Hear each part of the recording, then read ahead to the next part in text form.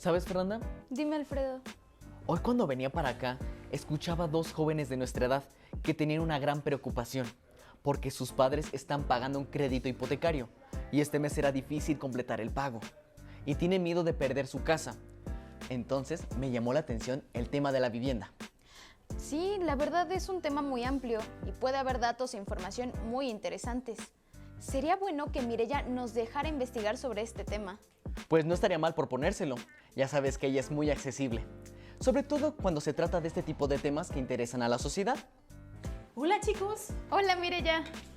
cuéntenme, ¿qué los trae por aquí? Bueno, es que le comentaba a Fernanda que hoy cuando venía para acá, escuché a dos jóvenes platicar que tenían una gran preocupación, porque sus padres están pagando un crédito hipotecario y este mes será difícil completar el pago. Ellos expresaban su temor a perder su casa.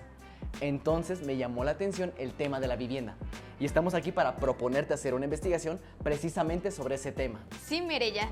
Sabemos que en nuestro tiempo social este tipo de temas son bastante importantes. Así es, pues está muy bien. Precisamente estaba pensando en los siguientes contenidos y justamente pensaba en la vivienda. Creo que estamos conectados. Me parece muy bien, así despejo todas las dudas que me surgieron el día de hoy. Entonces, pues no se hable más, vamos a trabajar. Perfecto. Los dejo trabajar. Si me necesitan, estaré aquí en mi oficina, ¿va? Sí, gracias. Mireya. Bye. Listo, Alfredo. Sí, Fer. ¿Qué llevamos hasta ahorita? Nuestro objetivo ¿Y cuál es? es ese que te acabo de enviar.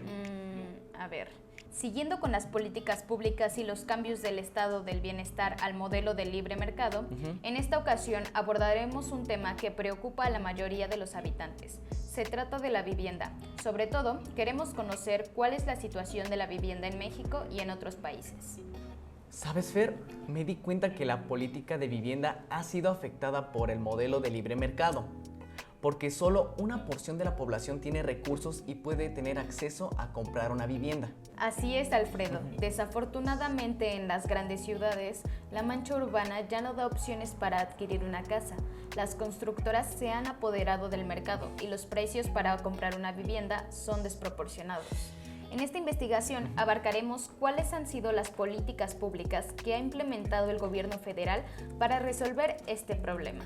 Desafortunadamente, se han acrecentado los asentamientos irregulares, lo que representa un peligro para la población. No vamos tan lejos. Hace poco se registró un derrumbe en el cerro de Chiquihuite, en donde resultaron afectadas muchas personas y algunas de ellas lamentablemente murieron. Sí, esa noticia la había escuchado en los medios. También las malas condiciones habitacionales son una de las razones por la cual la desigualdad social se traduce en inequidad sanitaria, que afecta la calidad de vida y bienestar de los ciudadanos. Oye, hoy no traje mi reloj. ¿Sabes qué hora es? Por supuesto que sí. Es hora de investigar. Oye, Fer, mira, lee esto. De acuerdo al diccionario de la Real Academia Española, la palabra vivienda viene del latín viviere, que quiere decir vivir. Este concepto ha ido evolucionando a lo largo de la historia y ha experimentado una serie de cambios. Sí, y también con el crecimiento de las ciudades y de la población, las viviendas sociales se han convertido en un caso de estudio para muchos gobiernos alrededor del mundo. ¿Sabes, Alfredo? Me di cuenta que es cierto. Los proyectos inmobiliarios son clave para la prosperidad. Actualmente, la vivienda se ha convertido en un factor de especulación motivado fundamentalmente por sectores inmobiliarios, quienes trabajan bajo la lógica del rendimiento económico. Qué lamentable situación. No es posible que las empresas sean entes jurídicos cuyo único objetivo es lucrar. Y mira este otro dato, Fer. En la Ciudad de México, en 2018, el porcentaje de vivienda rentada era de 26%, equiparable al porcentaje en Jalisco de 26%, y superado por Quintana Roo en 31%, mientras que en otros estados del sur el porcentaje era de apenas 7% o menos, como Oaxaca, Campeche o Yucatán. De acuerdo al reporte mundial de las ciudades de ONU Habitat, el 97% de las viviendas en los países desarrollados o en vías de desarrollo fueron no accesibles económicamente para quienes fueron destinadas inicialmente. Es decir, la vivienda ya no es un factor de cambio sostenible que promueva la igualdad. Y de acuerdo con el informe 2020 de la Fundación ACUAE, Más del 20% de la población mundial carece de un alojamiento adecuado y esta cifra se prevé que aumente hasta los 3.000 millones en 2030. Esto según la ONU. Además, se calcula que más de 100 millones de personas no tienen un hogar y 1.000 millones viven en asentamientos irregulares. En nuestro país, el Programa Nacional de Vivienda 2019-2024 incorpora 7 elementos de la vivienda adecuada establecidos por la ONU. Seguridad de la tenencia, disponibilidad de servicios, materiales, instalaciones e infraestructura, asequibilidad, habitabilidad, accesibilidad, ubicación y adecuación cultural. Además, pone énfasis en los grupos más vulnerables, le devuelve el acceso a la vivienda adecuada. Sus objetivos y estrategias fueron elaborados por diversos actores de los sectores privado, público y social. ¡Qué interesantes datos! ¿Te parece si más al rato seguimos investigando? Por supuesto, Alfredo. Vale. Hola, Fer. ¿Ya Hola. tienes tu investigación? Ya. Vale, yo también. Vamos a verla. Un factor que preocupa a la mayoría de las personas es la distribución de vivienda. El hogar es uno de los principales activos que forma el patrimonio de las familias. En lo general, se considera como un ahorro e inversión. Desgraciadamente, la mayoría de las personas no tienen acceso a financiamientos para adquirir un inmueble. En México, las formas más comunes para adquirir una casa son mediante un crédito hipotecario. Sin embargo, muchos de los habitantes no pueden acceder a este tipo de financiamientos, como los que proporciona el IMSS o el ISSSTE. Fíjate que es muy interesante eso que dices sobre el financiamiento. Todo el mundo debería tener acceso a los créditos para la compra, construcción o remodelación de su hogar. Así es, Alfredo. Los países prosperan gracias al rápido crecimiento del sector inmobiliario. Si queremos que nuestro país avance, todos deberíamos tener acceso a los créditos. ¡Ay, caray! Se me está acabando la pila. No te preocupes, vamos a buscar el cargador. Ay, no está, se nos va a acabar la pila. Lo bueno es que aún tenemos los libros. Exacto, siempre hay que consultar muchas fuentes. Hola, mis niños, ¿cómo están? Bien, Mireya, ya avanzamos mucho en la investigación. Así es, está quedando muy bien esta edición. Aunque siento que aún nos hace falta algo. Veamos. Sí, yo también siento que algo falta. Ya sé, nos hace falta la opinión de un experto. Ah, por supuesto, ¿qué es eso? Vamos con la entrevista. Ok. A continuación, vamos a entrevistar a María de los Ángeles Beatriz García Peralta Nieto, doctora en Economía por la UNAM, con estudios de maestría en Desarrollo Urbano en el Centro de Estudios Económicos y Demográficos del Colegio de México. Desde 1981 es investigadora de tiempo completo en el Instituto de Investigaciones Sociales de la UNAM. Doctora, bienvenida al programa. ¿Nos podría decir cuál considera que es el principal problema en el sector de la vivienda en México? En el momento en que la vivienda se convierte en propiedad privada, es ya, además de la necesidad de resolver un problema, existe la oportunidad de hacer negocio con la vivienda. Entonces, si bien al principio esto no fue tan evidente y mucha gente se benefició de tener acceso a un crédito y a una vivienda privada, lo que estamos viendo ahora es que la vivienda no se resuelve así, los precios subieron mucho, el acceso al suelo es muy difícil y es también para la vivienda en autoconstrucción, que además en lugar de resolver el problema de la vivienda para toda la población, se concentró solo en la persona que puede pagar una propiedad, no en la que puede pagar un alquiler. ¿Disminuir los requisitos de los créditos inmobiliarios beneficiaría a los trabajadores? Pues precisamente ese es el punto. O sea, si bajan los requisitos, de todas maneras es una deuda. Y el problema es evidente que no ha sido bien resuelto, porque no es posible que en una sociedad donde hace falta mucha vivienda haya millones de viviendas desocupadas. ¿A qué se debe?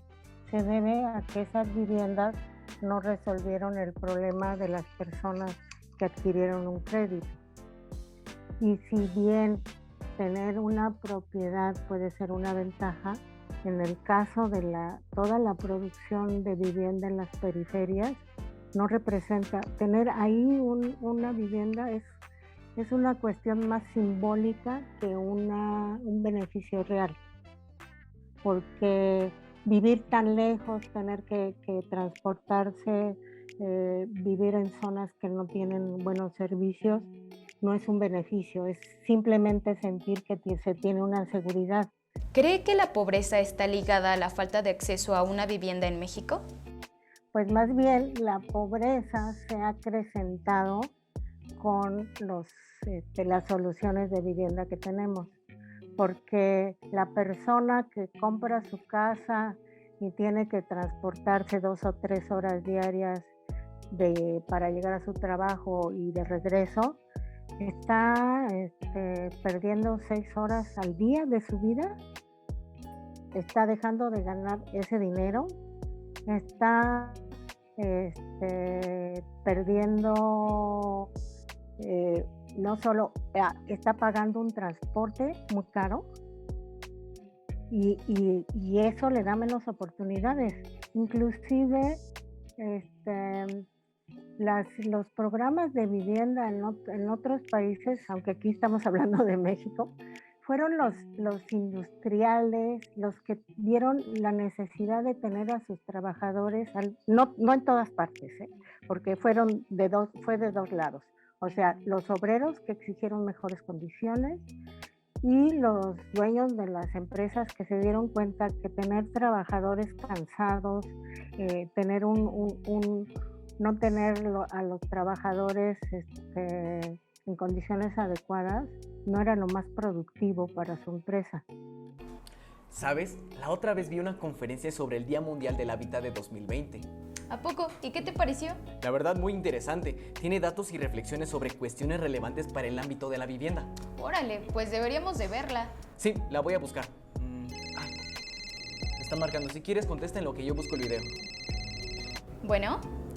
Hola, quiero enseñarle a mi hijo cuál es la función de las instituciones gubernamentales que apoyan a la población para la adquisición de una vivienda. Sin embargo, no sé cuál es exactamente la finalidad de algunas. ¿Creen que puedan ayudarme? Claro.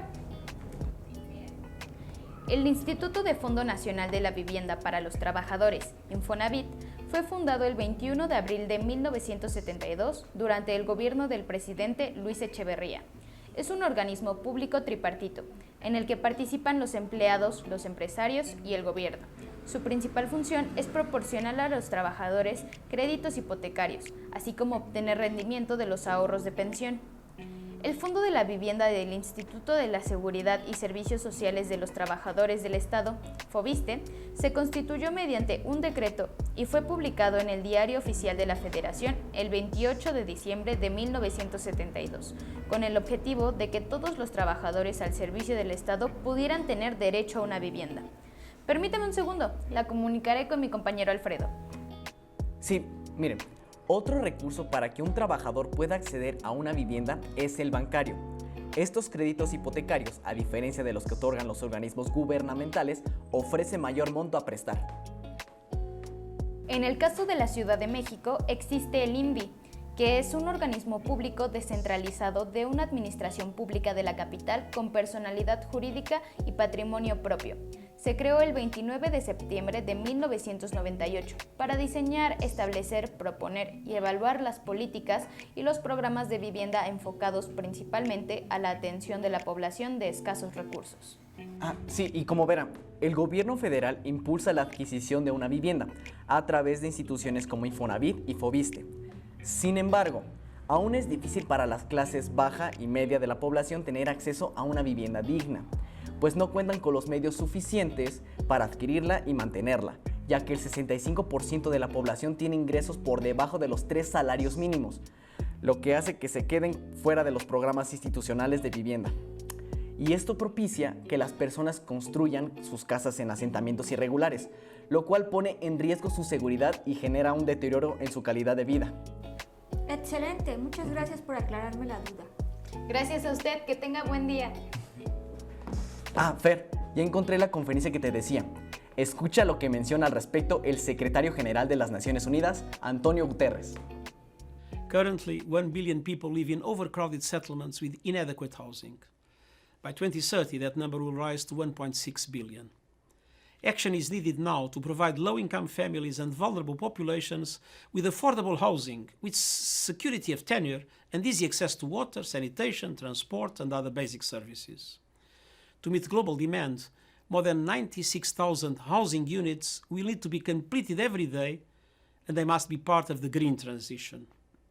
The urgency of improving living conditions has been brought to the fore by COVID-19, which has devastated the lives of millions in cities. Access to clean water and sanitation, along with social distancing, are key responses to the pandemic. Yet, in slums, it has proved difficult to implement these measures. This means an increased risk of infection, not only within slums, but in all cities, many of which are largely serviced by low-income, informal sector workers living in informal settlements. El gobierno debería intervenir más en el mercado inmobiliario para hacer más accesible la adquisición de una vivienda. Bueno, aquí estamos volviendo a hablar de adquisición. O sea, la cuestión, es el gobierno, pero ¿quién está asesorando al gobierno? Yo siento que en ese punto hay una responsabilidad que no se ha cumplido bien. Haciendo un poco historia, en los años 60 se expropiaron 16 ejidos alrededor de la Ciudad de México para resolver el problema habitacional. ¿Qué resultó de ahí? Que el director de la empresa de ese momento, que era Audis, del Estado de México, se convirtió en uno de los fraccionadores más grandes, que su primo hizo también, y sigue la empresa, otra empresa. O sea, no se resolvió el problema, los precios subieron y no hubo alternativa, y tuvieron asesores holandeses. En Holanda la vivienda en ese momento era como el gran boom de la vivienda en alquiler social. Y los asesores nos decían que tenía que ser vivienda privada. También fue un problema de los asesores y un problema del gobierno. Pero, ¿quiénes fueron los que se beneficiaron con los créditos de Infonavit en un tiempo? Los sindicatos. ¡Wow! ¡Qué interesante! Pero, ¿ya viste qué hora es? ¿Qué hora es? Es momento del dato. El Consejo Nacional de Evaluación de la Política de Desarrollo Social, el Coneval, define como las principales carencias sociales el rezago educativo, la falta de acceso a la seguridad social, a los servicios de salud y a los espacios de vivienda. Actualmente, la demanda de vivienda adquiere una mayor relevancia, ya que esta industria genera alrededor de 2.4% del Producto Interno Bruto, y el año pasado, según cifras oficiales, generó un estimado de 1.300.000 empleos de diferentes niveles, por lo que el reto para las instituciones de vivienda, desarrolladores y gobiernos es más grande. La Cámara Nacional de la Industria de Desarrollo y Promoción de Vivienda, Canadevi, reportó en su informe de 2020 que entre enero y agosto la producción de viviendas disminuyó 13.6% comparado con 2019. De acuerdo al Censo Nacional de Población y Vivienda 2020, hay 126 millones de mexicanos, lo que nos coloca en el número 11 de los países más poblados del mundo. En México existen cerca de 32 millones de viviendas, de las cuales 60% son propias y el 15% son rentadas. El subsidio habitacional es una ayuda que otorga el Estado a los sectores de menos ingresos, con el propósito de facilitar el acceso a la vivienda propia. En la Encuesta Nacional de Vivienda 2020 se observó que el 48.6% de la población obtuvo créditos para adquirir una vivienda por medio del Infonavit. Pues en su mayoría ya está listo. Sí, me gusta cómo va quedando. ¿Cómo están, chicos? ¿Cómo van? A ver, díganme, ¿les puedo ayudar en algo? Vamos bien, Mireya. Aunque ahorita me estoy preguntando, ¿qué ha pasado con las casas dañadas por los sismos en la Ciudad de México, Oaxaca y Guerrero? Pues México es uno de los países con alto riesgo sísmico. El 19 de septiembre de 2017 se registró un fuerte movimiento telúrico en los estados de Morelos, Puebla, Ciudad de México, Tlaxcala, Estado de México, Guerrero, Chiapas y Oaxaca. afectando a más de 180,000 viviendas, de las cuales 28% se consideraron pérdida total. Sin embargo, la reconstrucción y rehabilitación de estos inmuebles se realizó a través del Programa Nacional de Reconstrucción.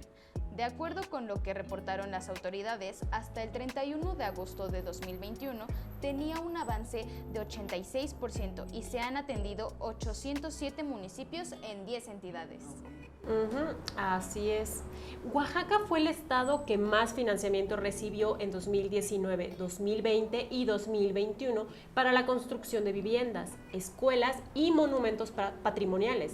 Le siguió Chiapas, Puebla, Estado de México, Ciudad de México, Guerrero, Veracruz, Tlaxcala e Hidalgo. Sí, también se reportó que en Chiapas se han reparado y reconstruido 97.66% de las viviendas afectadas, unas 3.160 casas, y de los 119 templos y monumentos históricos dañados van 81 reparados.